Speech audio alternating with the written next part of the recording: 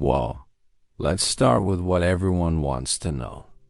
Why on earth is Berkshire Hathaway sitting on over $300 billion in cash?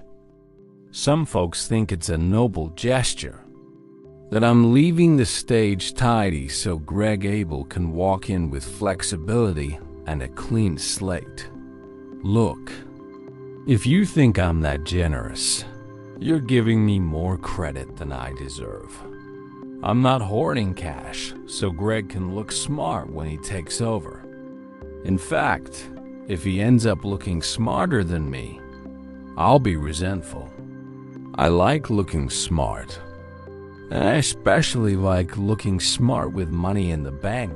This cash isn't about succession. It's about survival. It's about being ready when the world goes on sale. Because the market doesn't send invitations when it's offering discounts.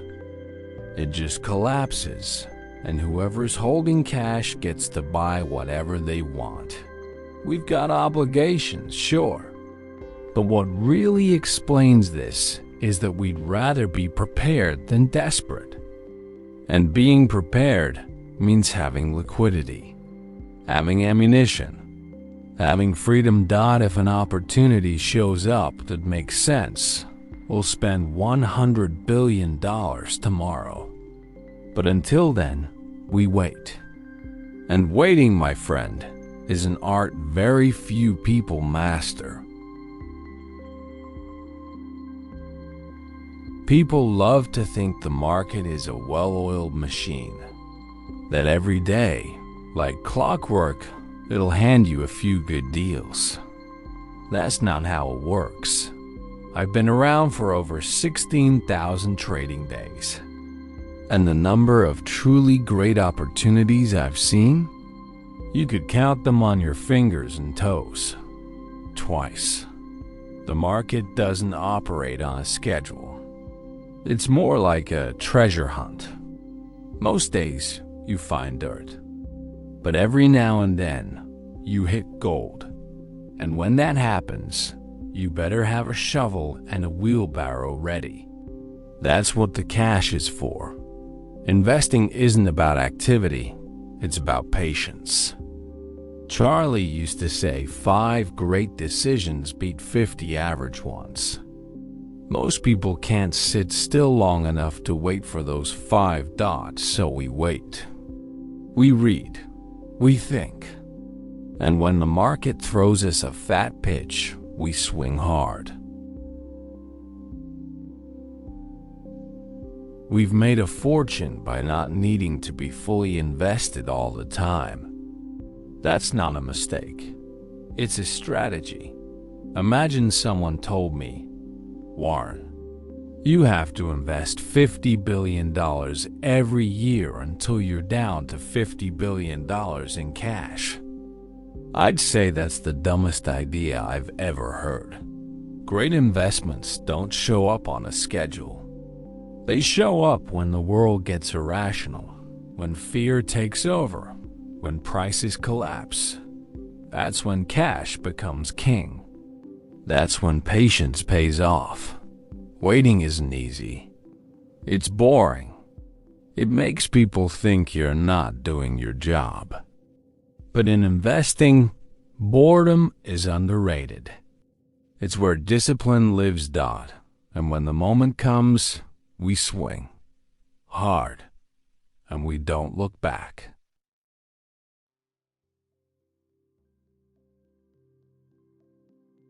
Nobody knows what the market's going to do tomorrow.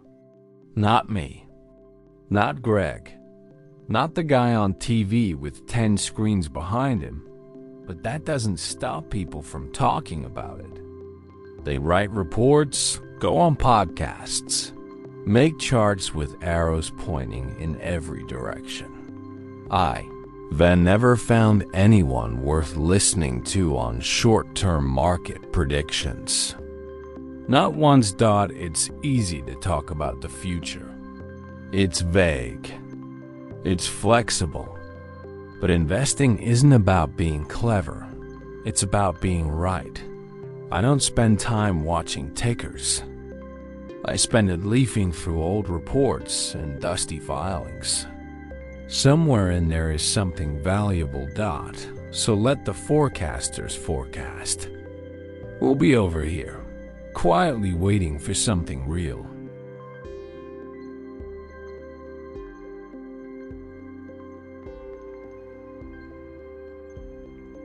He'd say, Warren, 5 great decisions beat 50 decent ones. He believed in focus, in patience, in doing less better. We don't need 100 ideas. We need a few great ones. And to find those, we have to say no a lot more than we say yes. Saying no feels like missing out.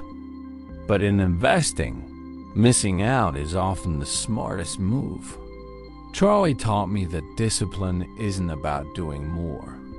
It's about doing less. Better. So when people ask, why aren't you investing more? I smile and think of Charlie.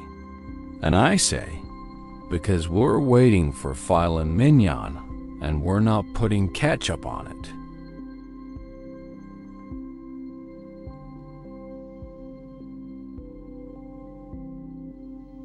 The day will come when the market goes on sale. Big sale. Clearance rack. Everything must go. And when that day comes, we'll be ready. Not hoping. Not scrambling. Ready. We wait for the fat pitch. The one that's slow, straight, and right down the middle. And when it comes, we swing with everything we've got. I don't know if that pitch is coming tomorrow or 5 years from now, but I do know it's coming. Markets get euphoric, then terrified. And when fear takes over, prices drop and value shows up. That's when all those boring years of waiting suddenly look brilliant. So yes, we're sitting on $300 billion. And yes, we'd love to put it to work, but we're not going to force it. We're gonna wait, and when the sale starts, we'll be first in line with a shopping cart the size of Nebraska.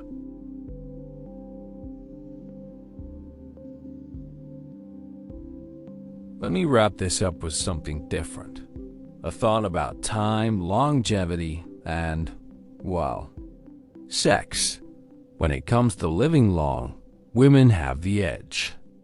I tried to convince Charlie to switch teams, just to see if he could break a few records.